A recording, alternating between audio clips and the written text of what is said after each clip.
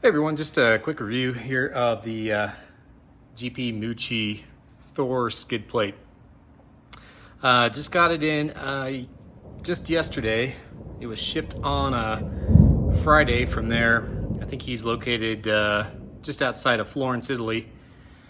And it arrived on Monday here in Colorado in the United States. So very quick shipping. It survived the ship over. The shipping over, some of the stuff came a little bit loose in transport, but the powder coat on the skid plate was hard enough that didn't really take any real kind of damage to the finish. First impressions are really good. So appears to be incredibly sturdy. I didn't do a weight on the Thor skid plate versus the original set. I'll include a picture on this video at the end of the old one versus the new one. But in general, you know, these original skid plates they're very thin. They've got the rubber bumpers on them basically, and just very thin, very cosmetic, and they just didn't provide a lot of protection. So this, on the other hand, what I really liked from his videos is how he describes how he uses different thicknesses of metal in the construction. So, and the front of the skid plate here, where it's most likely to have a really hard strike. I can't remember what millimeter. I think it's 8mm metal that he's using here at the strike point. And as it moves down to the bottom, it's 5mm. And then where it's not as necessary to have all that extra weight, I believe it's 3mm on the sides. I'd have to double check that. But all those places before that were not protected, I was really worried about getting any skid plate on here and really kind of take it away from the form of the bike, making it look like it just had a piece of metal slapped to the bottom of it. And this certainly isn't that. It obviously is bigger than the original skid plate, so it feels wider than the original.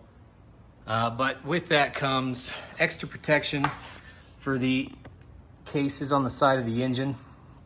And now if we take a look, especially with these Hepco and Becker crash bars on here, I've got really good protection between the grounds and the side of the bike all the way down, so nothing should be reaching the side of the engine there.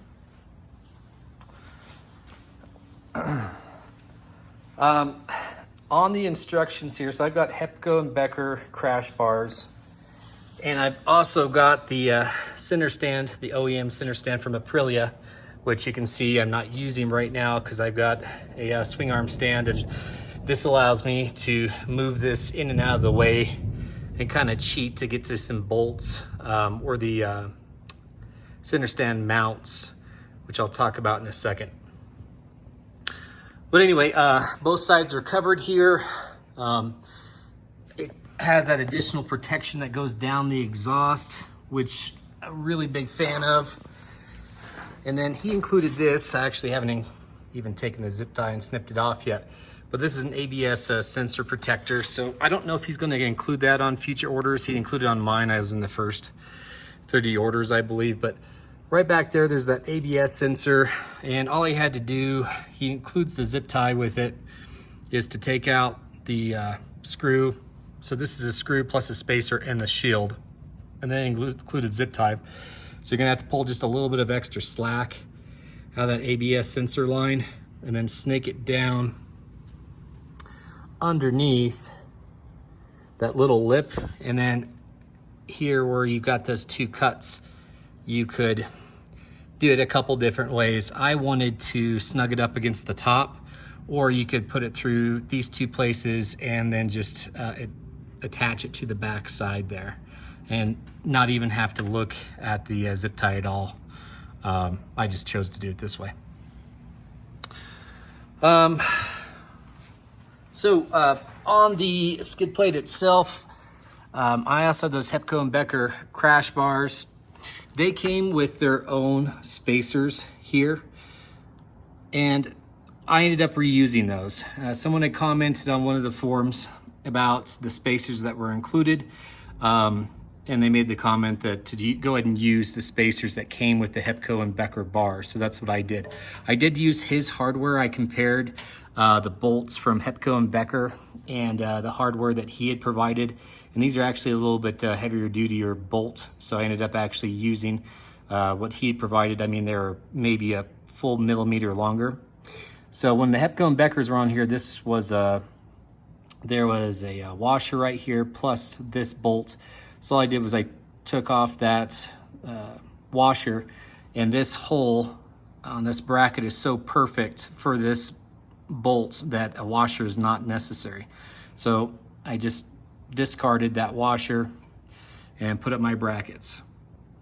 So in the tutorial and instruction for how to install the skid plate, this thing fits like a glove. And what that means is that you're going to have to pay extra special attention to the instructions on how to get this mounted. And when it comes to mounting it, you're going to have to keep a lot of these brackets very loose, and then you're going to have to go in the order they say, which is 1, 2, 3, in that order for those pairs of bolts. And as I said, very important after you've tightened these up a little bit is to check the back and forth clearance to make sure, because this should be able to swivel side to side with how the bolts mount. And check that clearance first and then tighten these up. Like I said, trying to get these bolts in first loose and then these bolts in, that's going to be your absolute biggest challenge to getting this to actually fit up. And you will have to install these first very loosely, and then it's going to be very tight to get these in.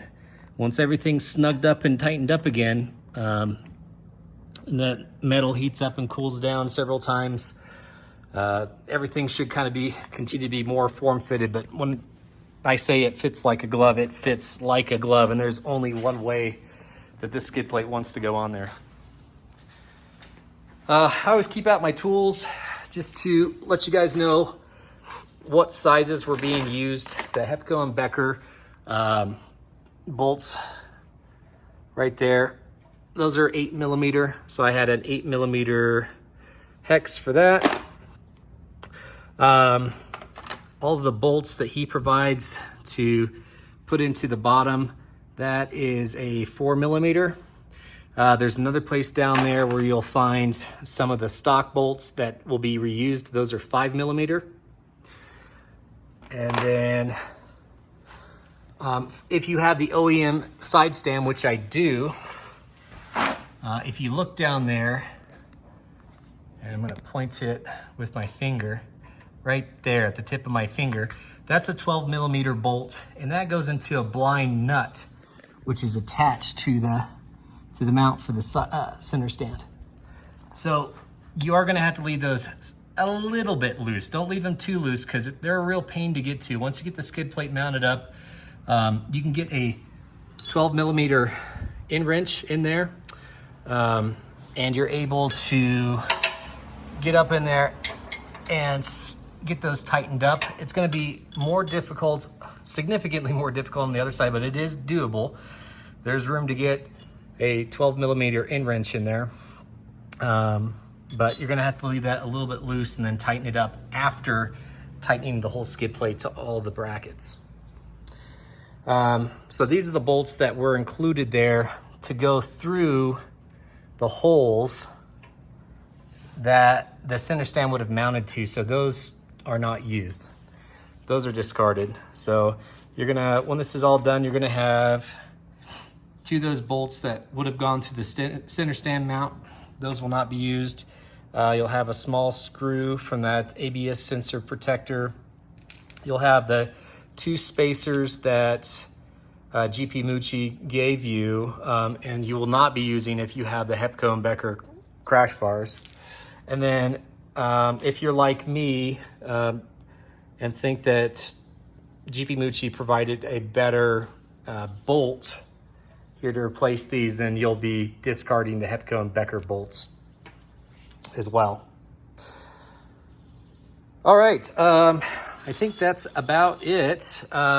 I'm trying to think of anything else particularly special on the skid plate. Besides its protection, its looks, everything seems to fit in there quite well.